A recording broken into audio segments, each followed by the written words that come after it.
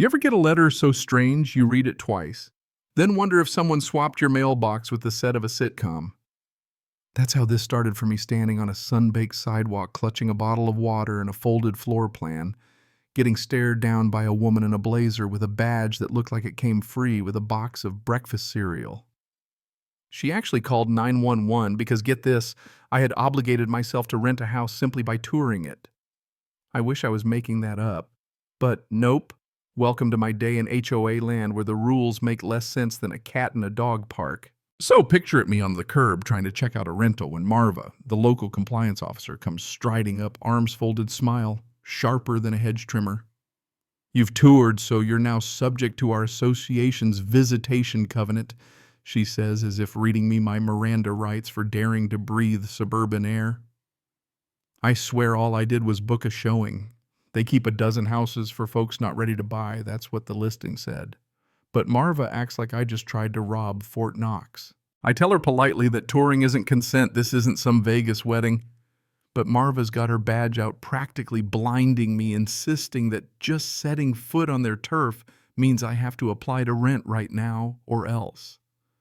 I couldn't help thinking of my dad labeling every tool in his garage because, in his words, boundaries matter. Dad also taught me to keep things recorded, so I slid my phone out, started a voice memo just in case the story turned into a legal drama, which, let me tell you, it was headed that way fast. 7 minutes later, a patrol car rolls up. Officer Dominguez. Steady, professional, not the type to get rattled by HOA theater. He listens, asks Marva if she actually has authority over people who you know haven't signed anything. Visitors must comply, she insists, raising her chin. Dominguez calmly explains that unless I'm blocking traffic or trespassing, I'm free to be here. He even points out that calling 911 over HOA covenants is a misuse of emergency services. Marva looks like she swallowed a lemon. Now I figure my showing's canceled, right? Wrong. A leasing coordinator named Trent shows up, hair like he lost a bet with a bottle of pomade, hands me the keys, apologizes with a look that says, "Please don't ask questions, just rent." He tells me to avoid Marva and memorize the important rules approved.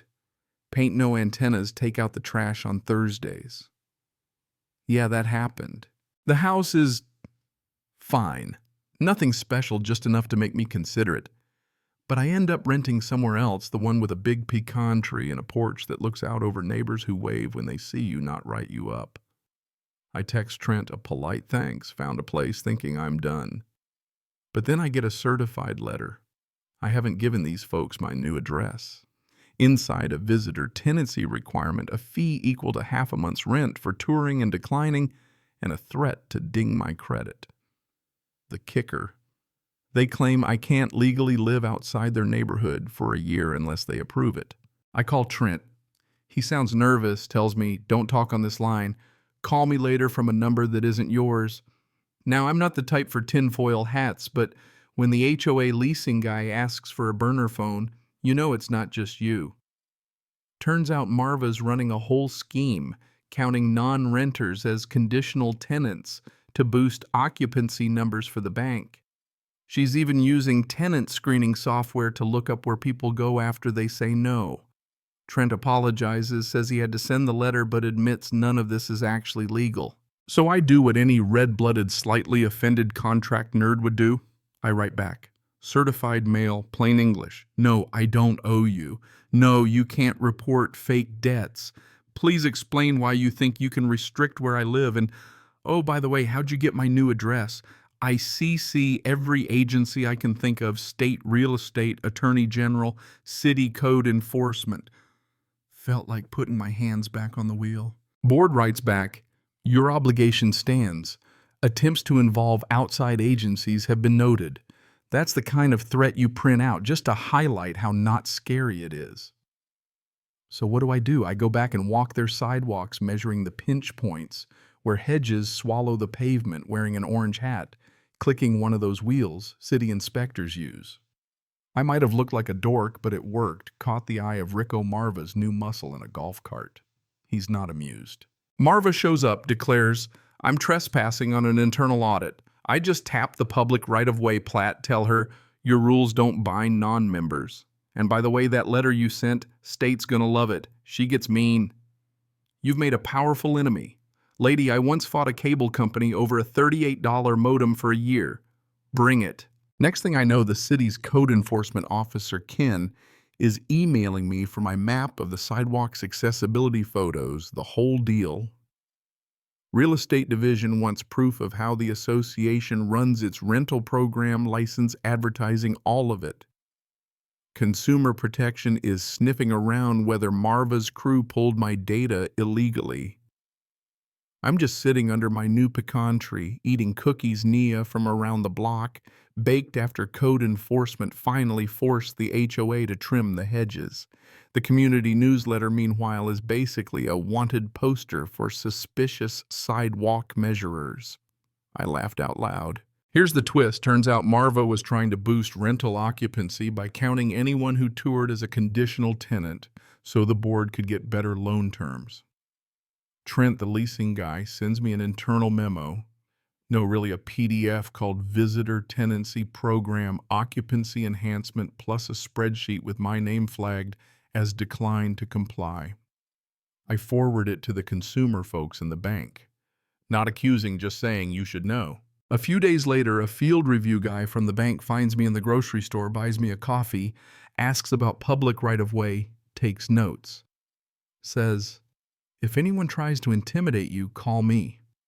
I tell him, they already tried. That very night, a golf cart with a light bar cruises my new street. Rico steps out, takes photos, says he's verifying my address for service. I call the cops, file a report, save everything. The city, the AG, the real estate folks, they all pile on.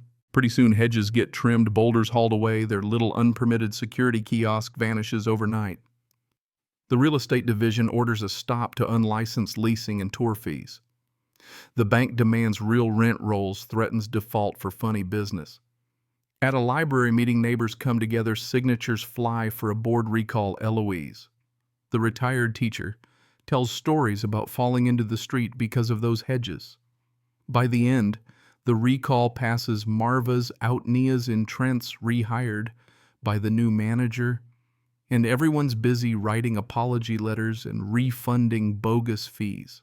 The city fines Marva for misusing 911.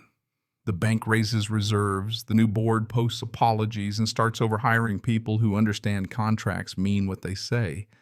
I even win a small claims order for costs, plus they're forbidden from ever contacting me again.